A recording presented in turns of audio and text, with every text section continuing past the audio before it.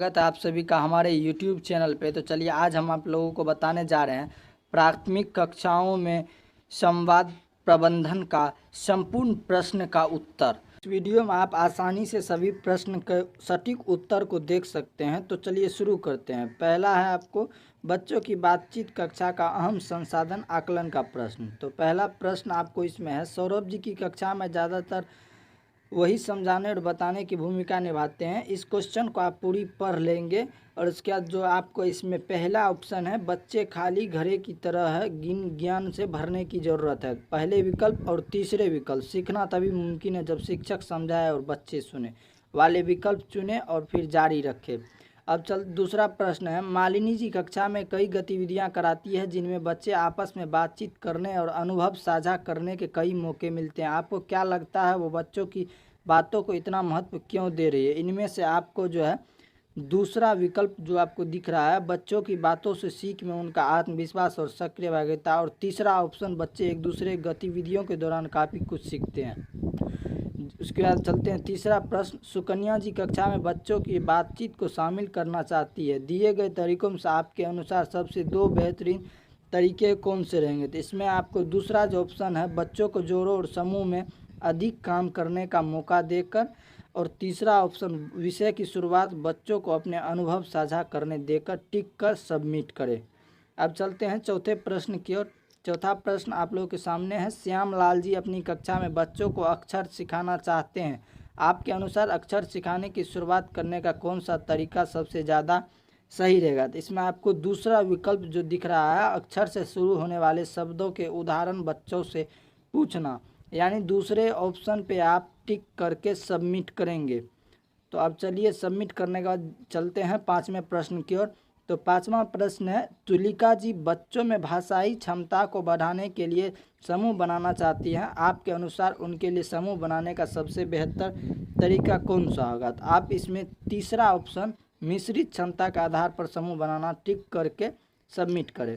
छठा प्रश्न है, मीनाली जी ने बच्चों को जोड़ों में कहानी पढ़कर उसके अर्थ पर चर्चा करने को कहा। आपके अनुसार इसमें क्या होगा? सबसे सटीक उत्तर चुनिए। इसमें आप चौथे ऑप्शन, बच्चे एक दूसरे को कहानी के अलग और नए पहलू से सीख पाएंगे वाले ऑप्शन पे टिक करें, यानी सबसे अंतिम चौथे विकल्प पे टिक करें और सबमिट कर जारी रखें। और अगर आप दूसरी कोर्स गणित शिक्षण में आकलन का अगर प्रश्न का उत्तर देखना चाहते हैं तो आप डिस्क्रिप्शन में लिंक है, वहाँ से पे ही भी जाके आप देख सकते हैं, या आप आई बटन पे क्लिक करके देख सकते हैं। तो चलिए अब सातवां प्रश्न है, शैलेश जी कक्षा में पढ़ाए गए विषय पर बच्चों द्वारा अपने शब्दों में किए गए प्रदर्शन या प्रस्तुतिकरण का इस्तेमाल काफ़ी पसंद करते हैं। इस तरीके से क्या फ़ायदे हो सकते हैं? सबसे उचित विकल्प चुनिए। तो इसमें आप दूसरा ऑप्शन, बच्चों के विषय या अवधारणा को अपने शब्द में समझाने का मौका मिलेगा, और तीसरा ऑप्शन, प्रस्तुति के लिए बच्चे अपनी कल्पना और रचनात्मकता का इस्तेमाल कर पाएंगे।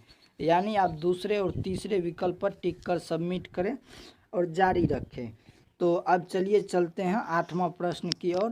तो आठवां प्रश्न आपके सामने है, बच्चों में खोजपूर्ण बातचीत को बढ़ावा देने के लिए कक्षा में किस तरह के सवाल पूछे जा सकते हैं? उचित विकल्प चुनिए। इसमें आपको तीसरा विकल्प, अपनी राय के लिए सबूत देने वाले सवाल, और चौथा विकल्प, विषय समझाने हेतु उदाहरण देने वाले सवाल, यानी तीसरे और चौथे विकल्प को आप टिक कर सबमिट कर जारी रखें। तो अब चलिए अब चलते हैं 9वें प्रश्न की ओर।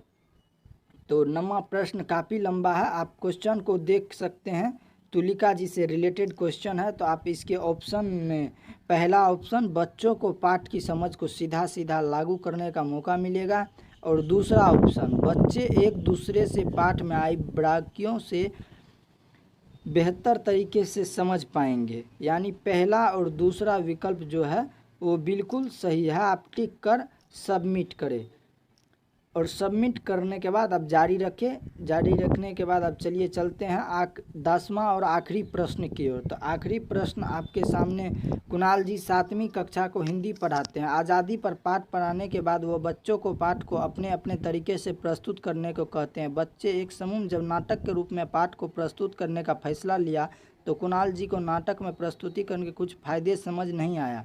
अगर आपको कुणाल जी के नाटक के रूप में पाठ की प्रस्तुति का फ़ायदा समझाना हो तो आप दिए गए तर्कों में से कौन सा तर्क इस्तेमाल करेंगे? सबसे बेहतरीन तर्क चुनिए। तो इसमें आपको तीसरा विकल्प, नाटक के जरिए बच्चे स्वतंत्रता सेनानी के नज़रिए और आज़ादी की लड़ाई को बेहतर समझेंगे वाले ऑप्शन टिक करें। अगर आप गणित शिक्षण में अव्वल का प्रश्न का उत्तर देखना चाहते हैं तो डिस्क्रिप्शन में लिंक है, आप देख सकते हैं। इस वीडियो को लाइक करें, हमारे चैनल को सब्सक्राइब कर बेल आइकन जरूर प्रेस करें हमारी न्यू वीडियो सबसे पहले देखने के लिए।